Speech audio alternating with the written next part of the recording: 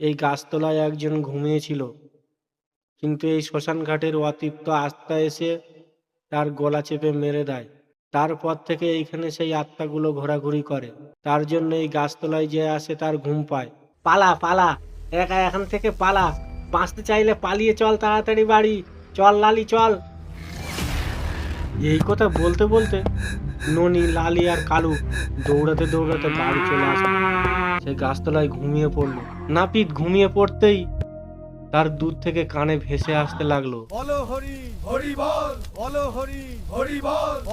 এই আওয়াজ নাপিত পরিষ্কার শুনতে পাচ্ছিল। দূর দূর, না মানুষের চুল কাটে আর সংসার চলে না, অন্য কিছু করতে হবে। একটা মাথা নাড়া করলি 5 টাকা আর চুল দাড়ি ফেললি 15 টাকা। সুন্দরবনের শেষ প্রান্তে অবস্থিত ছোট্ট একটি গ্রাম, আর এই গ্রামটির নাম হলো মতির ঝিল। এই গ্রামের রাস্তাঘাট তেমন উন্নত নেই। এখানকার মানুষ সাধারণত পায়ে হেঁটে যাতায়াত করত। সেখানে বাস করে সমস্ত জাতির মানুষ, সকল ধর্মের মানুষ। তার মধ্যে রয়েছে নাপিত, জেলে, কৃষক, সমস্ত কর্মের মানুষ বাস করে। আর এই গ্রামের ঠিক কিছুটা দূরে রয়েছে জঙ্গল, আর এই জঙ্গলের ঠিক পাশেই রয়েছে এক রহস্যময় শ্মশান। সেখানে সূর্য ডুবলে শুরু হয় অশরীরীদের আনাগোনা। ঠিক এর পাশ দিয়েই গ্রামের যাতায়াতের রাস্তা। পাশে রয়েছে কিছু পাতাবিহীন গাছ। শোনা যায় দুপুরবেলা কেউ এই গাছতলায় আসলে তার প্রচুর ঘুম পায়। তবে শ্মশানের একটা বিশেষত্ব আছে, সাধারণ অবস্থায় এই শ্মশানে কেউ দেখতে পায় না। এই শ্মশানে তারাই দেখতে পায় যারা কোনো মৃতদেহ পুড়াবার জন্য নিয়ে আসে। ঠিক এমনই একদিনে দূর দূর, না মানুষের চুল কাটে আর সংসার চলে না, অন্য কিছু করতে হবে। একটা মাথা নাড়া করলি 5 টাকা আর চুল দাড়ি ফেললি 15 টাকা। এতে সংসার চলবে না। বেলা তো অনেক হয়ে গেল, কেউ আর আসবে বলে মনে হয় না। না, দোকানে থেকে আর লাভ নেই, যাই বাড়ির দিকে যাই। নাপিত এই কথা বলতে বলতে তার দোকান বন্ধ করে বাড়ির উদ্দেশ্যে রওনা হলো। কিন্তু যেতে হবে সেই রহস্যময় শ্মশানের রাস্তা দিয়ে। না, আর হাঁটতে পারতেছি না, একটু ওই গাছতলায় জিরিয়ে নেই। এই গাছের ছায়ায় দাঁড়ানোর পর আমার ঘুম ঘুম লাগতেছে কেন? এই কথা বলতে বলতে তার গাটা কেমন এলিয়ে আসলো। তার চোখ দুটো বন্ধ হয়ে আসলো। তার গায়ে কোনো বল নেই। সে গাছতলায় ঘুমিয়ে পড়লো। নাপিত ঘুমিয়ে পড়তেই তার দূর থেকে কানে ভেসে আসতে লাগলো, এই আওয়াজ নাপিত পরিষ্কার শুনতে পাচ্ছিল। আওয়াজটা ক্রমশ জোরালো হচ্ছে। সে ঘুমের মধ্যে দেখতে পায় 4টে ছায়ামূর্তি এক বাগানের মধ্য দিয়ে লাশ কাঁধে করে নিয়ে তার দিকে এগিয়ে আসছে।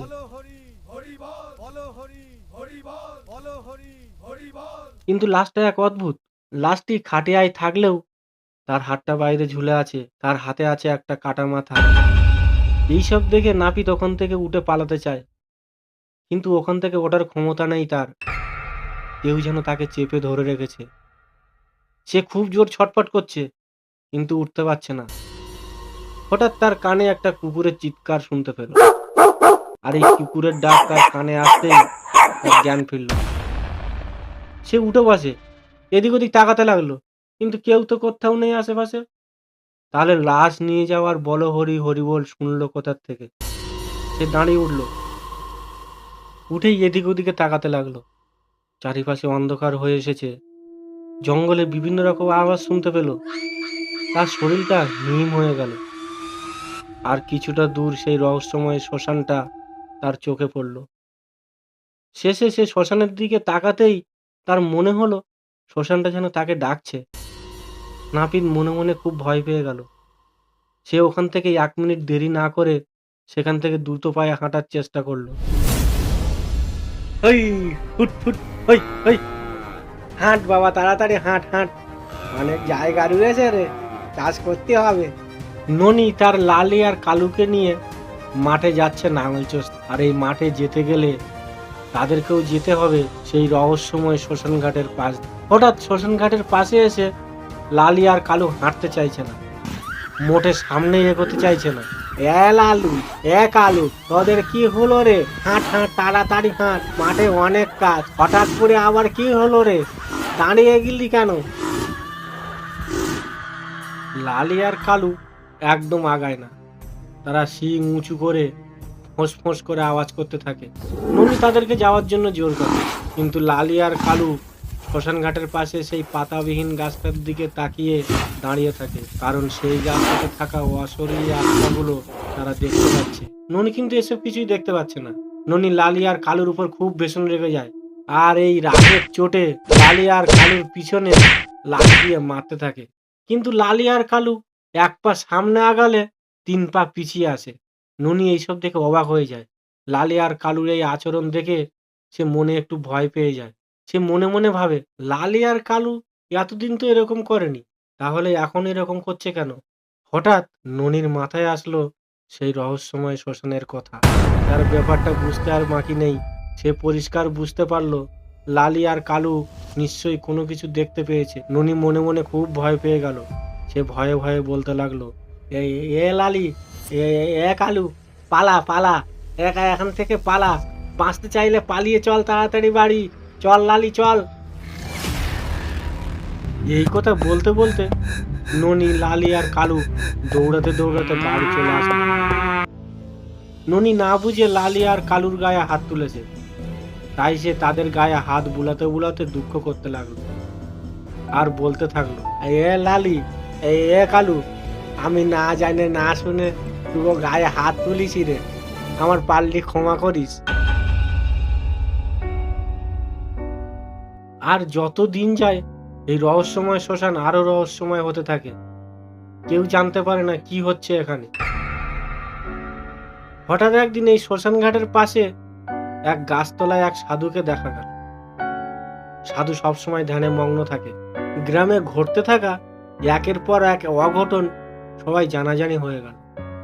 তাই গ্রামের সমস্ত লোক একত্রিত হয়ে সাধুর কাছে জানতে আসে তাদের গ্রামে কেন এমন হচ্ছে। সাধু বাবা, আমাকে গ্রামকে রক্ষা করো, আমরা খুব বিপদের মধ্যে আছি।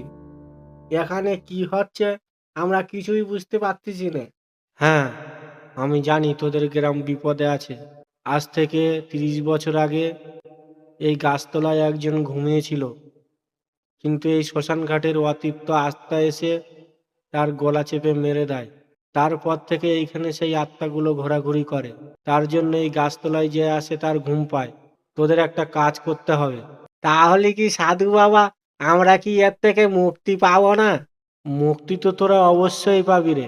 তোদের এই আত্মার শান্তি কামনায় তোদের একটা যজ্ঞ করতে হবে। সাধুর কথা মতো গ্রামের লোক একত্রিত হয়ে একটা বড় যজ্ঞ করে। তারপর থেকে গ্রামের সমস্ত অঘটন দূর হয়ে গেল। তারা সুখে শান্তিতে বাস করতে লাগলো।